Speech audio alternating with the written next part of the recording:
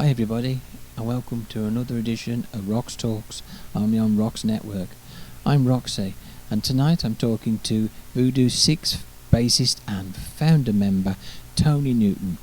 They're about to release in October their latest album, Simulation Game, and from what we've heard and from what we've heard from other people, this is likely to be a one killer album. Anyway, here's Tony Newton, and this is ROX TV.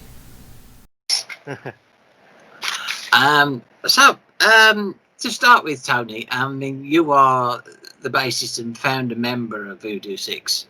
Yeah. Who I have to say, I mean, I personally have been fans of yours because one of my favourite songs is Take the Blame. Oh, okay, great. Yeah, so I'm really chuffed to talk to you because I just think that song, I mean, I learnt the rhythm guitar part to it years ago because it's just such a good riff. Yeah, it was a good one. It's a good one. Actually, it's one of my favourite albums, that one as well. Yeah. Great album. Yeah. Yes, there is some great songs on there. Yeah. And talking of albums, I mean, is it still set for October, the release of Simulation Game? Yes, 16th, I believe now. Yeah. It's changed a few times, but I believe it's settled on the 16th of October now. Has COVID and lockdown had an effect on this? Well, yeah, March was the original date. You know, everything was geared up for March, and then I think, I don't know, 2 or 3 weeks before, it obviously wasn't, you know, it didn't feel right to release it then. You couldn't expect people to start spending money on albums and stuff. They had other priorities, you know. So yeah, we just, you know, held it back, and here we are. Seems a little bit of a better time, but even now, it's I don't know. I mean, nobody knows, because generally you release an album and coincide it with a tour, but that's not possible. So, you know, we just didn't want to sit on it for another 6 months. It just didn't feel right to do that. So we're going to release it. We're going to do it. So, well, you might as well, and you really, you know. Had you got any live shows planned for this year? You had, hadn't you? Yeah, we had a few lined up, some festivals abroad as well and stuff, but obviously that all got wiped out. So, but you know, nobody knows. You know, I talk to a lot of people, and nobody knows what, you know, when that will be. So you can't just wait and wait. And the problem you got as well is there's a lot of people sitting on albums at the moment. So when the time comes that, yeah, you can start doing gigs, you're going to be caught in the crossfire of 101 albums coming out. Yeah. So, you know, so no, it's good. I think, you know, we just want people to hear it. We've been sitting on it. Well, I think it's been finished almost a year now, isn't it? You know, what with mixing and whatever else. So it feels old for us now. You've released one of the songs, haven't you? And see the video for it, Gone Forever. Yeah. Which again, there are some great riffs on there. Really. Yeah, I mean, that's, you know, that's what we always try to do. I love, you know, personally, I love guitar riffs. You know, I mean, the first band I ever saw was AC/DC, and that was it. You know, I mean, you don't get better riffs than them. No. So, you know, that will hook me into music, and it's all about, for me, the guitar riffs have to stand up on their own without anything else. The riff has to be good enough, and otherwise it don't get through. You know. So that's what we always try to do. I mean, talking of riffs, I mean, you originally formed the band with Rishi Faulkner, who's that's right. Now gone on to Judas Priest for better or worse. Yeah. Some people might say worse. No, you know, it was a great opportunity for him. Oh yeah, you know, yeah. You know, and he's done well. I mean, you know, probably without him, you don't know where they'd be now. You know. No, that's true. You know, because obviously they've now down 2 guitar players. You know, they haven't got an original guitar player now. So no, it's you know, he's continued it, and you know, they're a great band, and it was a good opportunity for him. Do you still keep in touch with? Yeah, I saw him in February. Yeah, I saw him in America in February when I was there. So, great stuff. Yeah, he's all good. Yeah. I'll keep in touch with him. Yeah. That's good. So no animosity. You've just gone on to other things, and no, of course. Well, I mean, he'd already moved on before that. I mean, because it was actually through me. I got him a gig with Lauren Harris, Steve Harris's daughter. Oh yeah. Because he was, obviously at that time it was a struggle with just starting the band. There weren't much money around, and they were looking, and I put him up for it because he was like a brother to me, really. So I got him that gig, and then obviously it went on to move on to the next step, which was Priest, and obviously everyone was pleased for him. Yeah, absolutely. I mean, you do have a very strong connection with Maiden as well, don't you? I mean, it's the same producer, Aid Elmsley. Emsley's the mastering engineer. I produce them. I've produced 2 albums for Maiden now, so. But yeah, I mean, we've got a great connection. Yeah. I mean, they're great guys as well, So, I mean, like Steve, I've known for 25 years or something, So very similar accent, it's got to be said. Well, we come from a similar area. We come from East London. Yeah. Not that we met there. We met playing football, believe it or not. Another Iron Maiden occupation. Yeah, it's very strange meeting, really. But we obviously had a lot in common with music and football and tennis and whatever else. And so yeah, we're still really great friends. So it's great. Yeah. Great stuff. How would you say this new album differs from Make Way for the King? I mean, would you say it's along the same sort of lines, or no? I think it's quite a lot different. I mean, because the last album, really, I mean, it was the remnants of when Luke was with us. Unfortunately, Luke wasn't. He wasn't able to continue because he had a few health problems.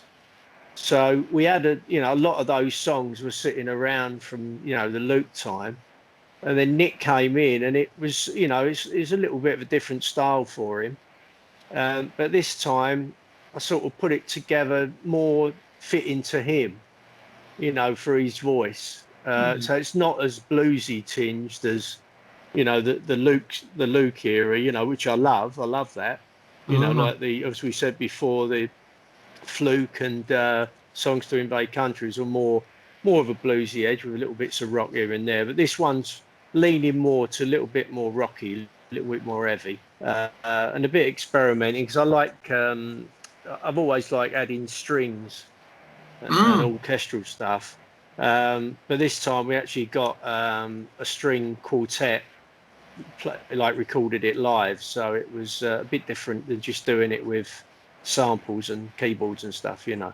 Yeah. But no, it is different. I think it's different to the last album, which was intentional.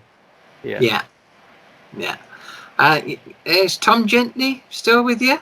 Yeah, he's there. Yeah, he's actually stuck in Sweden at the moment. So we did a photo shoot recently, and he was unable to get over. So he's not even in the press shots.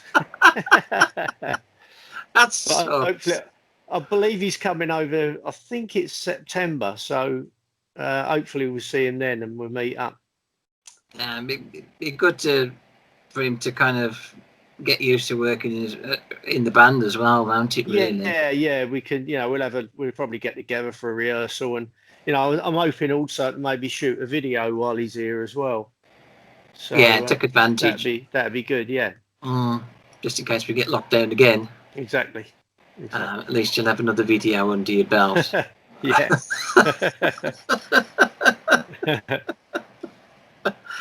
I mean, talking of sort of your early days, I mean, you mentioned AC/DC as your main influence.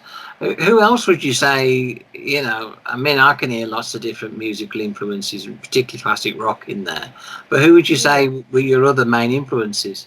Well, the 2 main bands when I was growing up was UFO and AC/DC. They were definitely the 2 head and shoulders above everyone else for me. And then obviously, you have to look for other bands because it's not enough to just have 2 that you're favourite. No. And then I got into, I don't know, really, some DAD. I love that band. DAD. It was always had to be guitar riffs. Yeah. So I was never really into the metal, like the Metallica. I like bits of Metallica. I actually prefer them on the Black album, which I know a lot of people, they preferred the earlier stuff. But for me, I got more into them then when they were more guitar riff, you know, sort of groove based, you know. So yeah, a bit of that. So DAD I loved. And then I look back, so obviously Hendrix, some Montrose and Van Halen, of course. Just the stuff that nothing out of the ordinary, you know. But it had to be, for me, it was always about guitar riffs. Any band that, you know, that come up with guitar riffs, I always that caught my ear. Is there a frustrated guitarist turned bassist in you?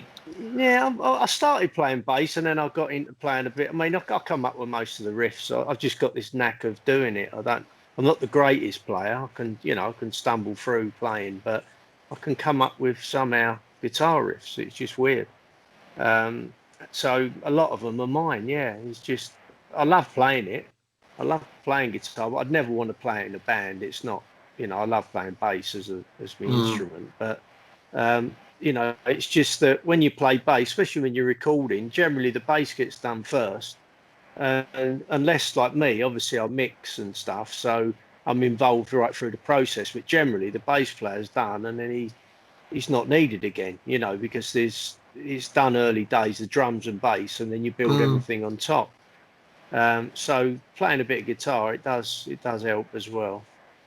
Yeah, as you say, it gives you an appreciation for the riff, doesn't it? I mean, but Yeah. a lot of bassists, and I'm not knocking bassists because my husband's a bassist, and but they're more focused on the rhythm section. Yeah, well, the good thing as well is playing a bit of guitar. As soon as I come up with any riff for that, I know what the bass should be behind it. And I'm very careful not to ruin the riffs with any sort of bass sort of runs. And when there's a riff happening, it should just lock down with the drums. Yeah, just like a Dulce AC/DC you go back to. So it's good that playing a bit of guitar because, as I say, I know right away what the bass should be.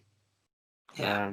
So yeah, I just enjoy it, and it's good as well for obviously putting stuff together. If I just try and write on a bass, it'd be quite boring, I think. But having a guitar, it's sort of well, it is though, isn't it? I mean, you can come up with little intros and things like that, but it's difficult to come up with a whole song if you're trying to write it on the bass. That's what I find anyway. Oh, Dave Ellison's done it 3 times. Well, Steve Harris don't do so bad either, does he? No, he just likes to be heard.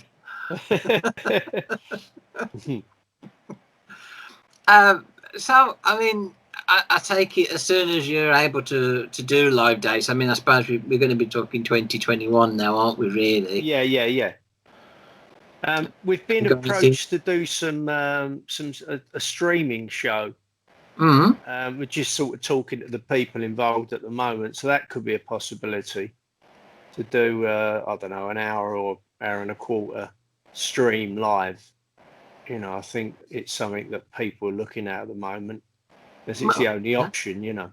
A lot of bands are doing them at the moment, and having quite a lot of success with them, and at least they're playing, which is in your blood. Yeah, exactly. Yeah, and it shows you're active. It's better than just watching a boring video on YouTube. At least it's the band playing live. Yeah, absolutely. I know it's obviously everyone would like to be in the room, but the hopeful thing is for me is if we do it, then maybe by then, at least you can have some people in the venue. Even if it's not full up, at least you could have like, a distance gig or, whatever you call it, socially distanced, just to have, because it's different when you play in a band. You can rehearse and it's, but you have a couple of people in the room, it totally changes the way you play. Oh yeah. So I think it's important that we have some people in, to perform to and get a bit of a reaction back from, to make it worthwhile, really. So hopefully later this year, I think, maybe November time, we may be able to do it, which would be great. Oh yeah, fingers crossed. Yes, we all need live gigs. We're getting our hearing back, and it's not nice. That's right. Yeah. What would you say is your most favourite track from Voodoo Six? Which one Or really ever? stands out? Yeah. Ever? Mm. Wow, that's a tough question, that is. One of the early ones, one of my favourite riffs in the early days was Feed My Soul that I came up with. Oh, yeah. So I've got to say that one, because that was and that was obviously on the first album as well, and that was good memories putting that all together. So that's got to be up there, Feed My Soul, I would say. And I don't know, like, yeah, I love Take the Blame. There's a few good ones on Fluke. Yeah, I mean, they're probably them too. Take the Blame and Feed My Soul. If that's enough. Yeah. Answer your question. One of my favourites as well is Crawl. Oh, yeah. I love that. Yeah. Again, it's one of them ones. As a guitarist, you can just get your head down and and get a good riff going, and you can't beat that sort of music. No, and that's when Richie, that was, and there's some great lead playing on that first album. He was on fire then.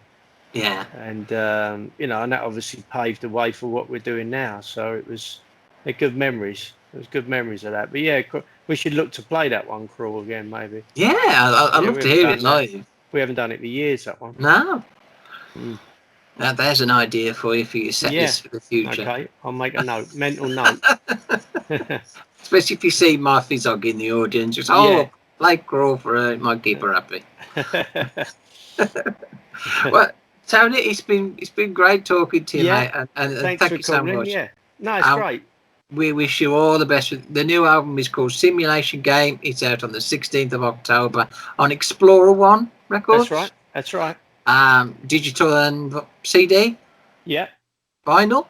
I don't think there's a vinyl on the first run, but there will be at some point. Oh, you've got to do vinyl. Everybody does vinyl.